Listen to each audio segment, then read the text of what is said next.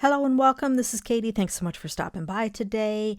In today's video, I wanted to share with you a simple ink blending technique and a set of note cards that are very impactful with minimal supplies. We're going to use a background stamp, we're going to use some inks, and we're going to use some word dyes, and that's it. And some embossing powder. So the background stamp I'm going to use is from Concord and 9th. This is like their wood grain background. And then I've got this die set of Simply Perfect Mix and Match sentiments from Spellbinders. And I'm showing you there's a ton of different sentiments in there. So it's great for creating quick, simple note cards for any occasion that you might need. Now, for those of you that follow along with me, you know that I much prefer 100% cotton watercolor paper to do my ink blending on. Normally I use the hot press that I showed you, but I'm going to use the cold press that I showed just a second ago. And here I'm going to be using VersaFine Clair inks to do my blending. I did create a swatch sheet so that I have all the colors in my face to see what will go with what. So, you know, if I need something to go as a mid-tone, a light, mid, and a dark tone, then I have those right there in my face so that I can be able to select what's going to go well with each of the colors. So I wanted to show you the difference between the cold pressed and the hot pressed watercolor paper. Some people know, some people don't. And here I'm showing you the one on the left is our cold pressed and the one on the right is our hot pressed, and the texture. You can see the texture in that cold press. But for ink blending, it's not really going to make much difference, especially in this case.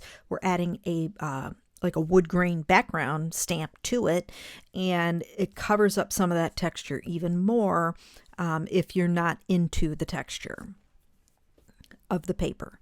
So here I'm inking up with some Versamark Dazzle ink. Now I chose the Dazzle because my Versamark ink pad's a little dirty from doing my other stamping. You can see my wood grain stamp is a little dirty. It's stained, but when I did the other cards, the blue ink actually came out onto the paper. And so I used white embossing powder to cover up that blue ink. If you have a clean stamp, go ahead and use clear embossing powder. You're going to get the same type of effect with clear embossing powder. If you've got a dirty stamp, use the white embossing powder. So that's what I'm going to do here today. White embossing powder. Now I'm heating that up until it is smooth and melted. My panel measures 5 by 7. I will trim that down once I'm done with my ink blending to 4 by 5 1/4.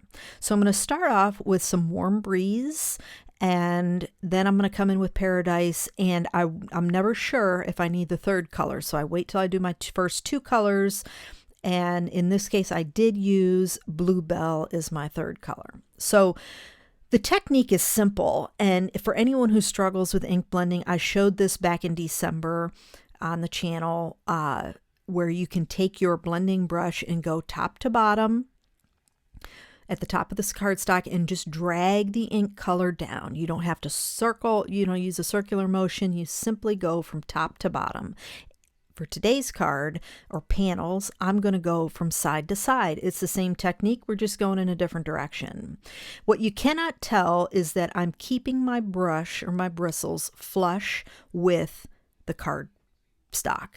So in some cases, I'm not even picking the brush up. I'm kind of doing a scrubbing motion back and forth. So it couldn't be simpler to do this technique and to get some nice ink blending. The key really is, especially for dye or even these pigment inks, I know a lot of people swear by Bristol Smooth. You'll never go back to Bristol Smooth if you try the 100% cotton watercolor paper. I promise you. So again, going back and forth, I've come in with Paradise, and I'm bringing it all the way to the end because, as you can see too, by doing this technique, I don't need to keep dipping my brush into the color, right?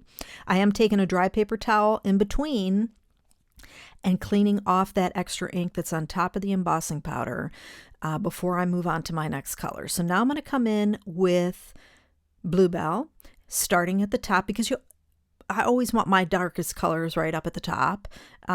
If you want it reverse, just flip your panel around once you're done. But you got to start dark to light in order to get one gradient that you want. And if you want it light at the starting at the top and dark at the bottom, you just flip your cardstock around once you're done with your ink blending.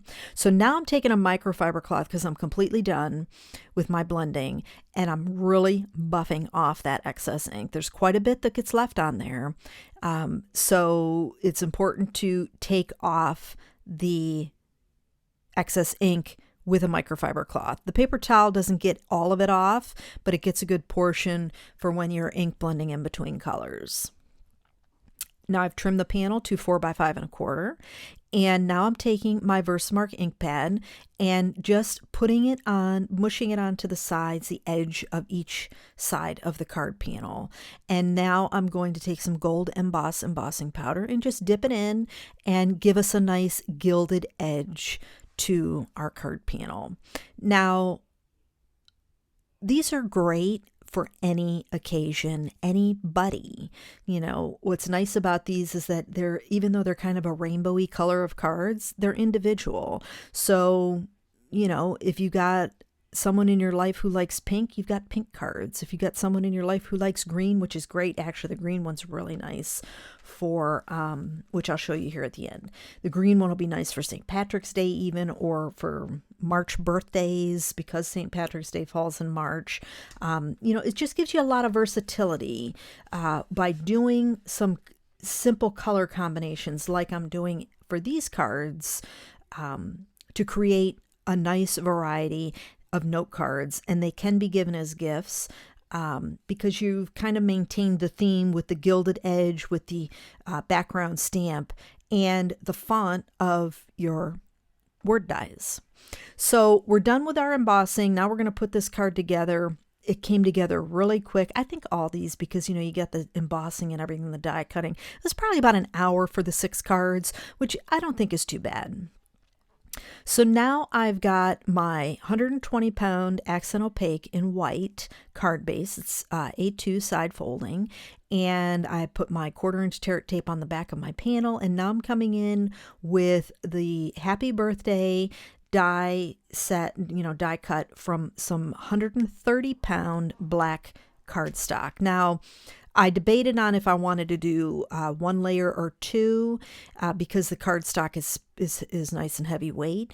Once I put the first layer down, I realized I wanted at least 1 extra layer. So I did put that second layer on. So we've got 2 layers of Happy and 2 layers of Birthday in that black cardstock, using some on-point glue to adhere our, you know, word sentiments together.